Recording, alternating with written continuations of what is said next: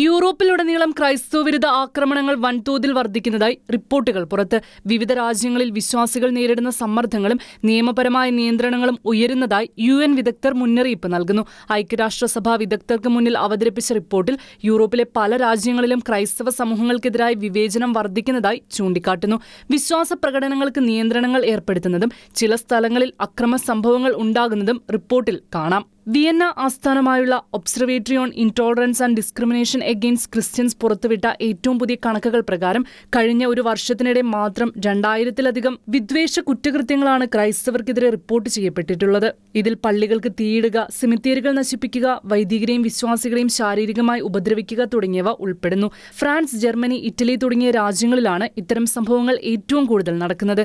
ആക്രമണങ്ങളെക്കാൾ ഉപരിയായി ക്രൈസ്തവരുടെ ആത്മീയവും മൗലികവുമായ അവകാശങ്ങളെ ഹനിക്കുന്ന നിയമനിർമ്മാണങ്ങളാണ് ഇന്ന് വലിയ വെല്ലുവിളിയായിരിക്കുന്നത്. ബ്രിട്ടൻ ഉൾപ്പെടെയുള്ള രാജ്യങ്ങളിൽ അബോർഷൻ ക്ലിനിക്കുകൾക്ക് സമീപം നിശബ്ദമായി പ്രാർത്ഥിക്കുന്നത് പോലും ക്രിമിനൽ കുറ്റമായി കണക്കാക്കപ്പെടുന്നു.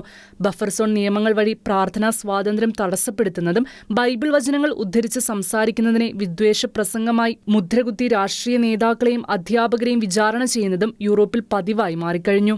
ഫിലാഡൽഫിയയിലെ മുൻ മന്ത്രി പൈവി റസാനിനെ പോലെയുള്ളവർ തങ്ങളുടെ വിശ്വാസം പ്രഖ്യാപിച്ചതിന്റെ പേരിൽ വർഷങ്ങളോളം കോടതി കയറേണ്ടി വന്നത് ഇതിനുദാഹരണമാണ്.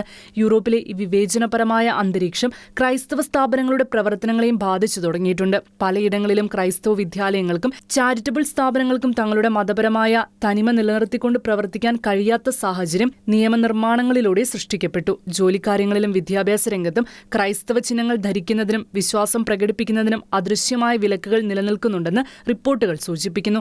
മതസ്വാതന്ത്ര്യവും വിശ്വാസ സ്വാതന്ത്ര്യവും സംബന്ധിച്ച ഐക്യരാഷ്ട്രസഭാ ചർച്ചകളിലാണ് ഈ ആശങ്കകൾ ഉയർന്നത്. സഭാ നേതാക്കളും മനുഷ്യാവകാശ പ്രവർത്തകരും പറയുന്നതനുസരിച്ച് ക്രൈസ്തവ വിശ്വാസങ്ങളും ആചാരങ്ങളും പൊതുജീവിതത്തിൽ കൂടുതലായി അരികുവൽക്കരിക്കപ്പെടുവാനുള്ള സാഹചര്യം രൂപപ്പെടുന്നുവെന്നാണ് സൂചന.